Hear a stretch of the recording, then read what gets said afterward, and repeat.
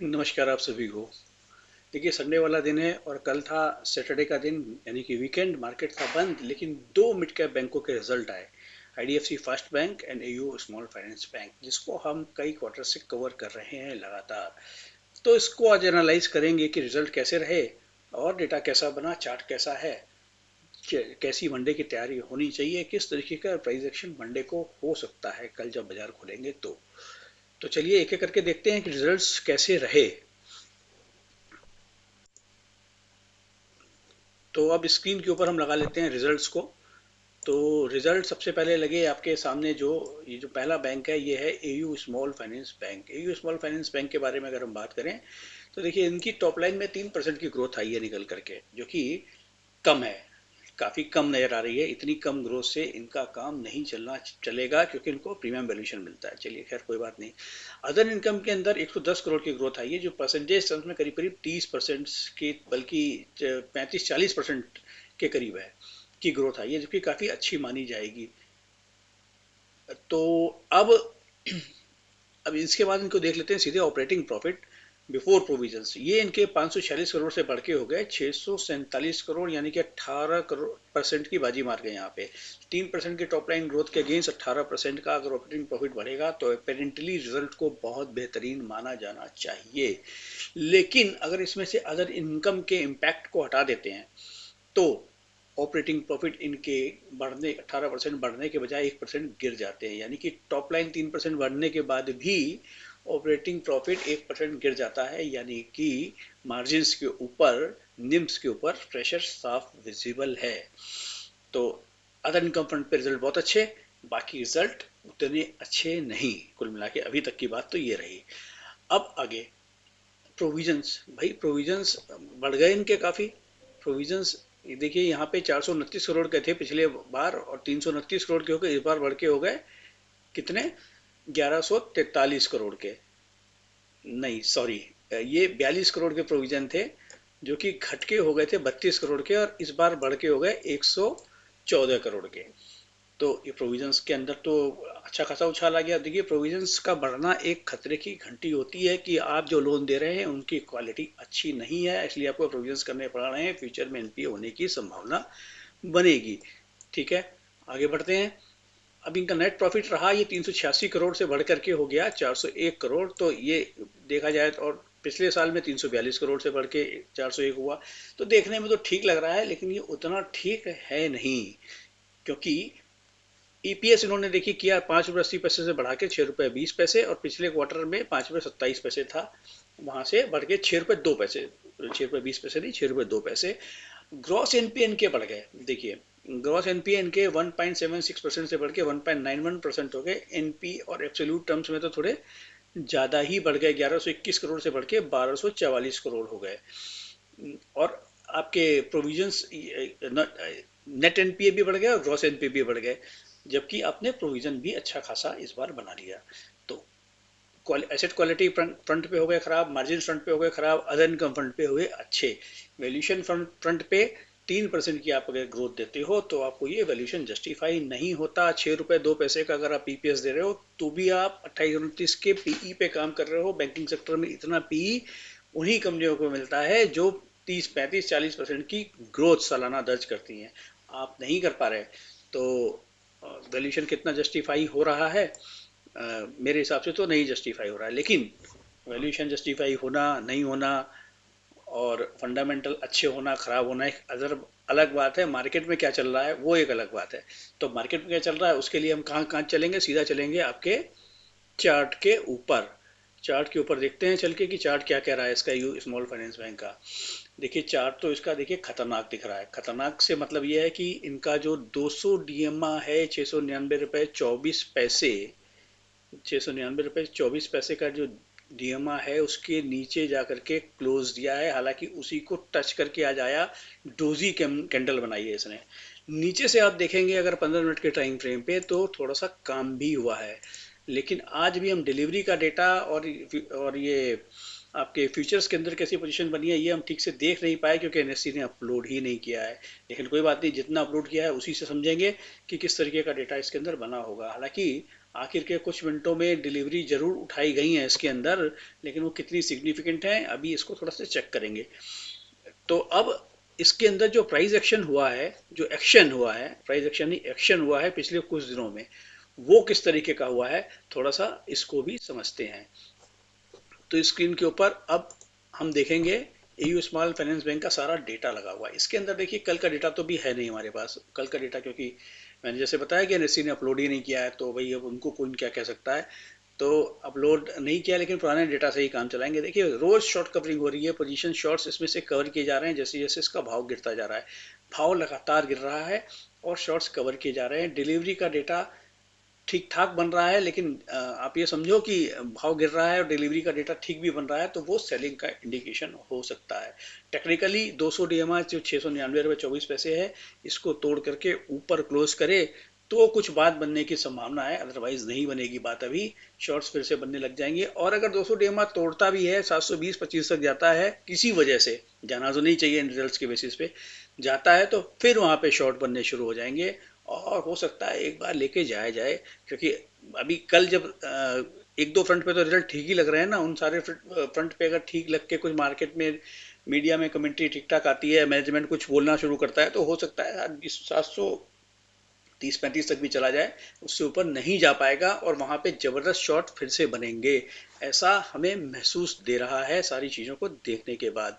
अब हम बात करेंगे किसके ऊपर, हम बात करेंगे अगली कंपनी आईडीएफसी फर्स्ट बैंक के ऊपर। चलिए चलते हैं आईडीएफसी फर्स्ट बैंक के डेटा के ऊपर और देखते हैं कि वहाँ डेटा क्या बयान कर रहा है। तो आईडीएफसी फर्स्ट बैंक के रिजल्ट देखिए साथ सामने लग गए हैं आपके। टॉप लाइन में 7% की ग्रोथ उन्होंने निकाली है, जो कि क्वार्टर ऑन क्वार्टर बेसिस पे बहुत अच्छी मानी जाएगी। और एयू स्मॉल फाइनेंस के बैंक के कंपैरिजन में जो वैल्यूएशन उसको मिलता है, जो उनको मिलता है, तो उस हिसाब से तो इन्होंने बहुत अच्छी ग्रोथ दी है अनडाउटेडली। अच्छा, अदर इनकम इनकी जो जिनकी है पिछले क्वार्टर जैसी ही रही है। हमें संभावना थी कि शायद ये मेंटेन ना कर पाए, लेकिन ये अदर इनकम मेंटेन कर रहे हैं अभी भी। इन्होंने 1413 करोड़ की पिछले क्वार्टर में थी, और इस बार 1429 करोड़ की कर ली है। तो वो अदर इनकम जो उन्होंने अदर सोर्सेज से इनकम जनरेट करनी शुरू की थी, वो सिलसिला कंटिन्यू है, ये एक अच्छी बात है। लेकिन जो अच्छी बात नहीं है वो ये है कि सब कुछ होने के बाद भी इनके ऑपरेटिंग प्रॉफिट पिछले क्वार्टर जैसे ही है, 1500 करोड़ से बढ़ के 1510 करोड़ हुए। केवल 10 करोड़ बढ़े हैं ऑपरेटिंग प्रॉफिट, जो कि करीब करीब परसेंटेज टर्म्स में 1% से नीचे ही हैं, इसलिए मैंने जीरो लिख दिया है। 7% की टॉप लाइन में ग्रोथ होने के बाद ऑपरेटिंग प्रॉफिट में कोई ग्रोथ नहीं है, जबकि अदर इनकम भी बढ़ी है। तो जो अदर इनकम बढ़ी है, समझ लो वही आपकी ऑपरेटिंग प्रॉफिट भी बढ़े हैं, अदरवाइज कुछ नहीं बढ़ा। 7% जो आपका टॉप लाइन बढ़ी है वो पूरी की पूरी अब्जॉर्व हो गई आपकी कॉस्ट के अंदर। तो यहाँ भी कोई ऑपरेशनली रिजल्ट ठीक ठाक हैं, लेकिन मार्जिन के ऊपर प्रेशर है एज यूजुअल, जैसे सारे बैंकों में। अच्छा, प्रोविजंस इनके भी 476 करोड़ से बढ़ के 528 करोड़ हो गए हैं, थोड़े से बड़े हैं, लेकिन चलो ठीक है, इतनी ग्रोथ के साथ थोड़े बहुत प्रोविजंस बढ़ना कोई बड़ी बात नहीं होती है। अब देख लेते हैं एनपीए फ्रंट पे क्या इन्होंने काम किया है। बेसिक अगर ईपीएस देखें तो देखिए गिरा है, 1 रुपये 16 पैसे से 1 रुपये 13 पैसे गिरा है, लेकिन ईयर इन बेसिस पे 1 रुपये 13 पैसे का ईपीएस, 89 पैसे से 1 रुपये 13 पैसे अच्छा ही माना जाएगा। ग्रॉस एनपीए के एब्सोल्यूट टर्म्स में तो बड़े हैं, देखो 3603 करोड़ से बढ़ के 3747 करोड़, यानी करीब 150 करोड़ के 144 करोड़ के ग्रॉस एनपीए बढ़े तो हैं, लेकिन एब्सोल्यूट टर्म परसेंटेज टर्म्स में ये कम हुए हैं, 2.17 से गिर के 2.11 हुए हैं। और नेट एनपीए भी इनके एब्सोल्यूट टर्म्स में तो बढ़े हैं, 1149 करोड़ से बढ़ के 1192 करोड़ हुए हैं। थोड़े से प्रोविजन भी इन्होंने ज़्यादा बनाए हैं, लेकिन परसेंटेज टर्म्स में ये भी कंट्रोल में दिखाई दे रहे हैं। तो कुल मिलाकर के ये रिजल्ट भी अपेरेंटली ठीक लग रहे हैं। कंपेयर करें अगर एयू स्मॉल फाइनेंस बैंक से, तो उससे तो बेहतर ही लग रहे हैं, फार बेटर लग रहे हैं। अब हम क्या देखते हैं कि ये तुमने देख लिया रिजल्ट। अब इनका एक वो भी आता है, वो बाद में देखेंगे, वो भी शायद आया नहीं है। मैनेजमेंट का जो नोट आता है, पीपीटी आता है, वो शायद अभी आया नहीं है, उसमें और क्लैरिटी आती है। इसमें ट्रेजरी की इनकम बढ़ी है, मतलब रेवेन्यू बढ़ा है, लेकिन इनकम घटी है। होलसेल बैंकिंग में क्या हुआ है कि इनका रेवेन्यू बढ़ा है और बैंकिंग में इनकम भी बढ़ी है। तो ये एयू स्मॉल फाइनेंस में भी ऐसा ही था, लेकिन रिटेल में इनका रेवेन्यू तो बढ़ा है, लेकिन इनकम गिर गई। देखो यहाँ पे आप रेवेन्यू कितना 1900, ये 8,363 से बढ़ के 9,263 हो गया। लेकिन ये इनकम इनकी 523 करोड़ से घट के 488। सेम जो हुआ है एयू स्मॉल फाइनेंस में भी ऐसा ही हुआ है। तो सारे बैंकिंग वाले भाई भाई एक ही पैटर्न पे काम करते नजर आ रहे हैं, लेकिन फिर भी अगर परफॉर्मेंस वाइज देखा जाए तो इसकी परफॉर्मेंस उससे बेहतर है। अब देखते हैं टेक्निकली इसका क्या कैसा चार्ट बोल रहा है। देखिए टेक्निकली बहुत ही क्रूशियल लेवल पे ये जाकर के खड़ा है। बंद हुआ है ये आपके 86 रुपये 5 पैसे पे, जबकि 85 रुपये 43 पैसे का यहाँ से, यानी कि 50 पैसे और ऊपर इसका क्या है, इसका 100 DMI ये अगर तोड़ता है, जो भी माहौल चल रहा है उसमें तोड़ना बड़ी बात नहीं है, लेकिन ये तोड़ेगा ना तो 76 रुपये की यात्रा करेगा, सीधा सीधा सीधा कर लेगा। लेकिन यहाँ पे मेरे को लगता नहीं है कि ये अभी इतनी जल्दी होगी इसको तोड़ने की। तोड़ेगा भी एक बार तो ऊपर आ जाएगा फिर, ऐसा लगता है। तो जो कुछ करना है वो ऊपर के लेवल पे ही करना चाहिए, नीचे के लेवल पे कुछ करने की जरूरत इसके अंदर नहीं लग रही है, अगर शॉर्ट साइड में आपको जाना है तो। और खरीदना है तो भाई खरीदने का माहौल तो अभी बैंकिंग में ऐसा कुछ खास नजर आ नहीं रहा है। लेकिन डेटा को उसको एक बार देख लेते हैं, डेटा क्या बोल रहे हैं। चलते हैं डेटा के ऊपर सीधा, डेटा क्या कहना चाहते हैं अभी देख लेते हैं। लगा लेते हैं IDFC फर्स्ट बैंक को, IDFC फर्स्ट बैंक को लगाने के बाद देख लेते हैं क्या डेटा बन रहे हैं। तो देखिए इसके अंदर अभी तो अपलोड ही नहीं हुआ है। इसके अंदर भी शॉर्ट कवरिंग का ही सीन नज़र आ रहा है।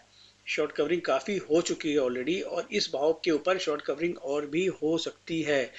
उससे पहले कि नए शॉर्ट बने, उसके बाद ही नए शॉर्ट बनेंगे। देखिए कितनी शॉर्ट कव 13% का ओपन इंटरेस्ट कम हुआ था इसका 25 तारीख को, और 4% का हुआ है कल परसों। और कल का भी अगर देखेंगे तो करीब अच्छा खासा 18 लाख शेयरों का ओपन इंटरेस्ट, 1 करोड़ 18 लाख शेयरों का ओपन इंटरेस्ट कम हुआ। यानी कि शॉर्ट्स जो है ना, जितने भी शॉर्ट्स वाले थे जिन्होंने ऊपर के लेवल पे शॉर्ट्स बनाए थे, वो सब कवर करने में लगे हुए हैं और शॉर्ट्स को कवर कर रहे हैं। तो अभी देखो भागने की संभावना तो बहुत ज़्यादा इसमें भी लग नहीं रही है, लेकिन ये है कि ये चलेगा और हो सकता है 89-90 तक पहुंच जाए दोबारा से, फिर वहां पे शॉर्ट बनने लग जाए। लेकिन अभी भी इन सारे डेटा को देख करके, फंडामेंटल्स को देख करके, और बैंकिंग सेक्टर के सारे ही रिजल्ट को कंसोलिडेट करके अगर एक कंसेंसस ड्रॉ करने की कोशिश करें, तो लगता है कि अभी भी पोर्टफोलियो में रखने वाली स्थिति के भाव पे ये शेयर्स नहीं आए हैं। तो सोच समझ के डिसीजन उसी हिसाब से हमको लेना चाहिए। और बस इस वीडियो में इतना ही, इस एनालिसिस में इतना ही। इन दोनों बैंकों से जुड़ी एनालिसिस आपको कैसी लगी, आप कमेंट बॉक्स में बताइए। अगर आपके कुछ विचार हमारे से डिफरेंट हों, वेरी करें, तो भी बताना जरूरी है, जिससे हम अपने आप को और अपडेट कर लें और आपके लिए बढ़िया बढ़िया वीडियो बना करके, बढ़िया एनालिसिस लेकर के आते रहें।